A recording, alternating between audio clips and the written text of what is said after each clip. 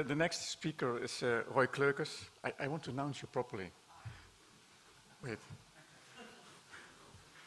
He currently is and has been for a long time, and hopefully he will stay for a long time, manager of ICE, Knowledge Center, Insects and Other Invertebrates. He started his career with an atlas of the Dutch Orthoptera published in 1996, and has kept his interest in Orthoptera ever since. So today, he'll present the history on Orthoptera study in the Netherlands.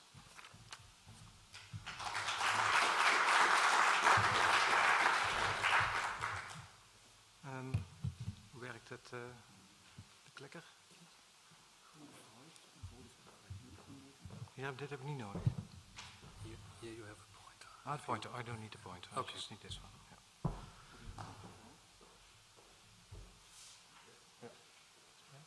Yeah. Okay, thank you. Welcome. I'm going to talk about the history of Orthoptera studies in the Netherlands. We have quite a rich history, and we are very happy that we can host this congress here, of course, in Leiden, in Naturalis. I will talk a bit about my organization, the early years of the Orthoptera studies, the Atlas projects which I coordinated, and some recent developments and future plans that we have.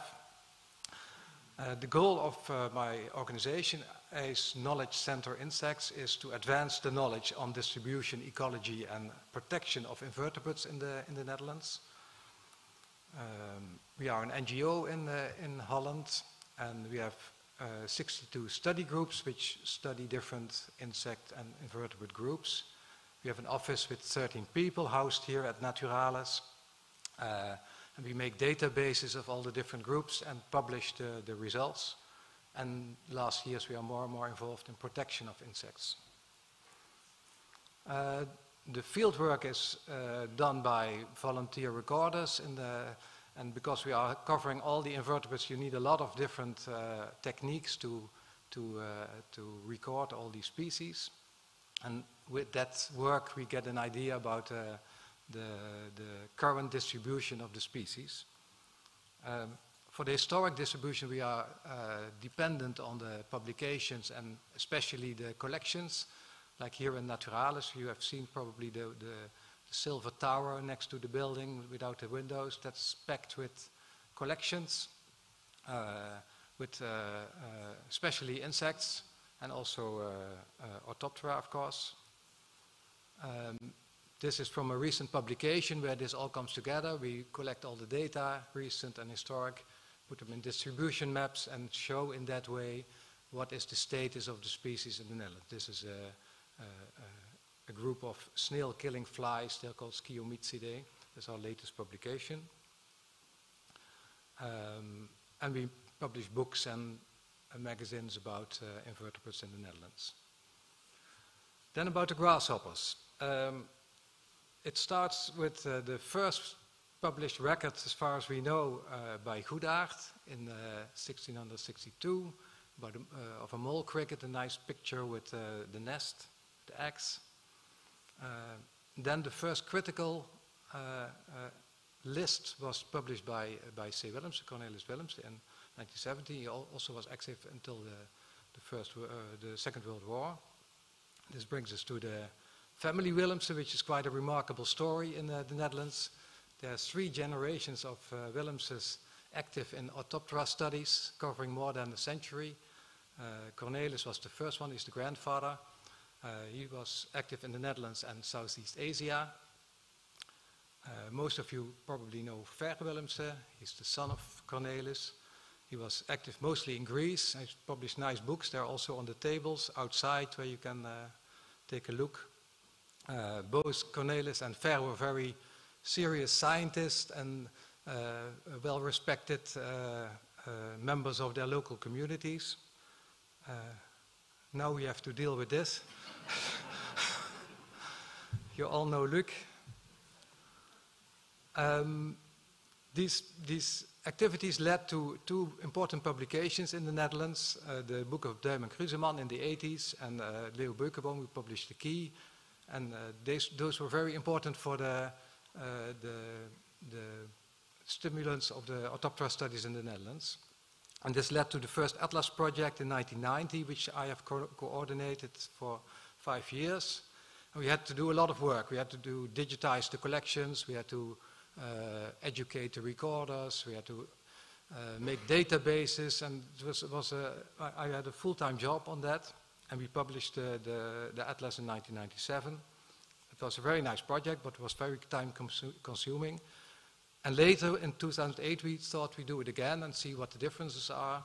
And that was much easier, because at that point there was waarneming.nl, the Dutch observation.org, and we could do it all online, which was very much easier than the first project.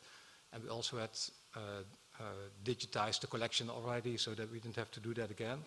But all communication went through the forum, the databases were built up online, and the response to the recorders was also online, so that was much easier. And we published the Atlas in 2015, or 16, I think. So this is a bit idea about the time consumption, about the organization of these 2 projects. And you see that the last project was much easier. I could do it not as a full-time project, but just in the evenings I could coordinate the project. And also the yield was much better. And we had 60,000 records in the first project and 320,000 in the second, so that was perfect. We saw, for example, on waarneming.nl, many people started there with birds, but it was very easy to also include the grasshoppers in their studies, especially in the summer months, when for birds it's a bit slower, and the grasshoppers and the birds make sounds, so that was an easy step to make, and that yielded a lot of records.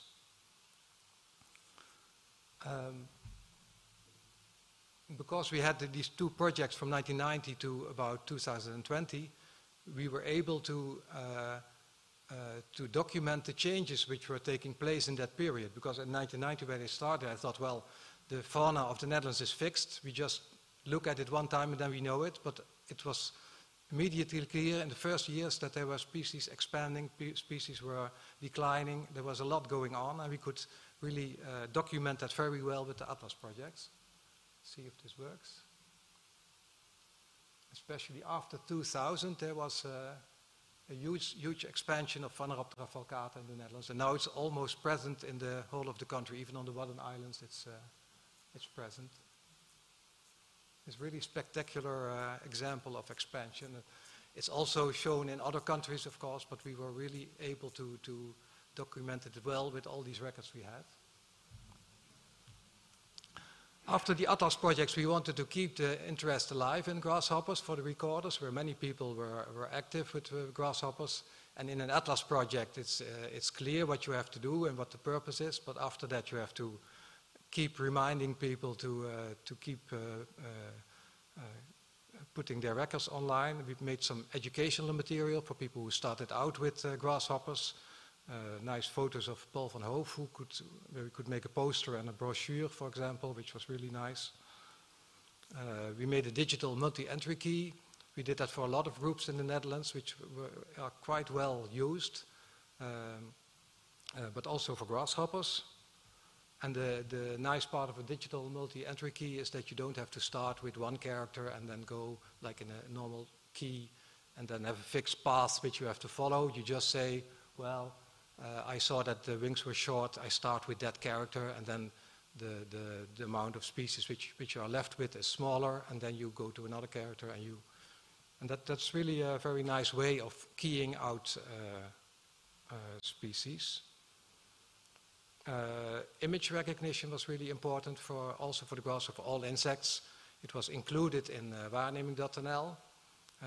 When you put your record online, you have a photo and you put it online in waarneming.nl, you immediately get a suggestion by the image recognition what species it could be. It's not always correct, but for grasshoppers it works quite well. And I think last week they added also the male, female, and nymph adult combinations that you get when you put up your image. So that was really a stimulus for many people that they got feedback on their identifications. These Atlas projects and the recent developments, they kept the grasshopper community alive, and a lot of records are being sampled every year. about 50,000 records per year, so that's quite a lot.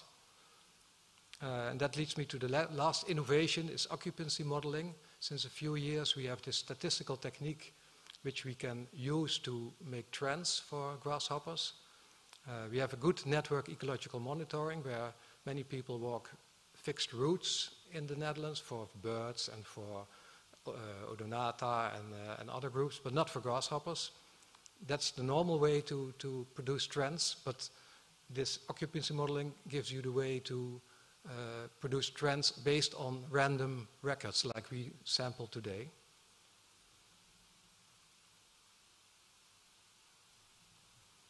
And now for 35 of the 53 Dutch species we can have these trends on a yearly basis, so that's quite nice.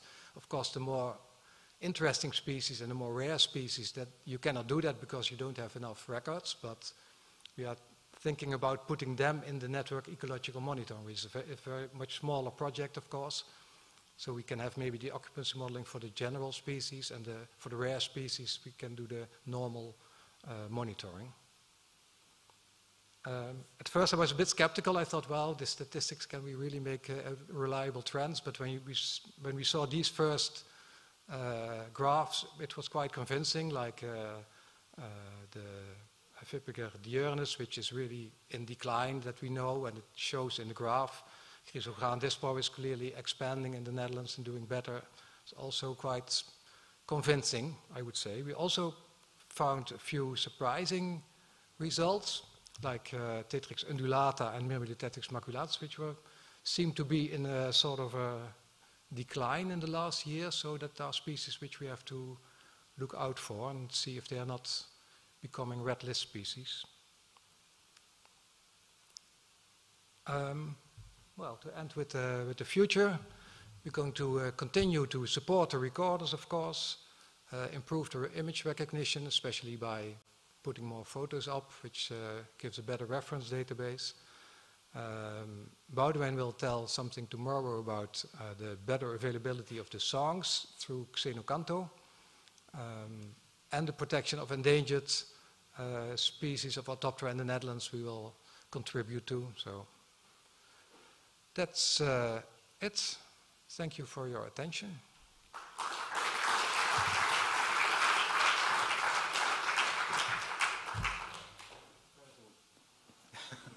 Terrible picture of myself.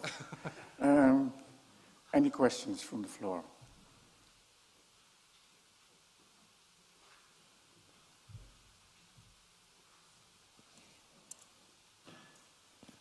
Hendrik de Vries. My question is, the multi-entry keys are deterministic, which means that when you make one error, you're wrong. While you have in image recognition, in Identify, you have a stochastic system where the system will say you have 100% chance for this species and 90%. Is there a possibility that the multi-entry keys will also be stochastic in the future? Maybe in the future. I'm not so technical, I must say. I think it's possible to include that, but for the moment it's not implemented. So that's, in fact, it's the same as with a normal key on paper, you could say.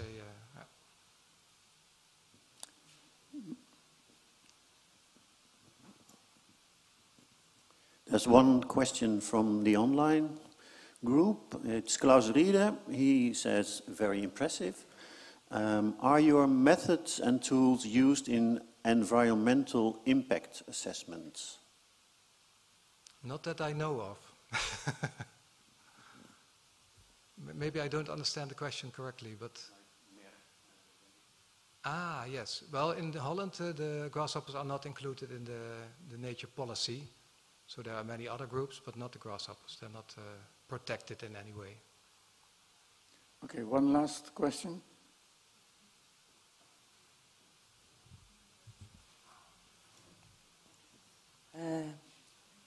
I am Kiki Kati. It's a very nice presentation, thank you. I find very interesting this use of occupancy modeling for having the trends for the future, okay, for the grasshoppers. But My only consideration is that it doesn't presupposes that we are going to have the same stable effort of sampling per year, because it can be that it's false. I mean, the trends, because it's dependent on the sampling effort of volunteers. Well, in fact, it's not, as far as I understand it, I'm not statistically much, I don't know much about statistics, but what I understood was that there is corrected within the methods for the sampling effort. So that's within the technique that you, that it doesn't, you don't have to have the same sampling effort for every year or every area. So that should not be a problem.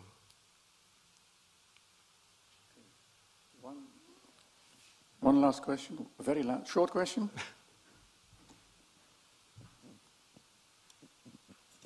Maybe the sampling effort can be used as the variable for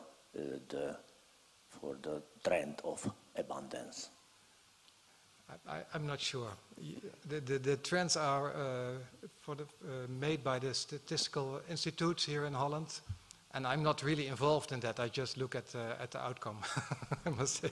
Okay. But there are descriptions about the technique, so you can look it up in the material and methods of the papers. I suggest any more questions, please save them for the coffee break. Thank you very much, Roy.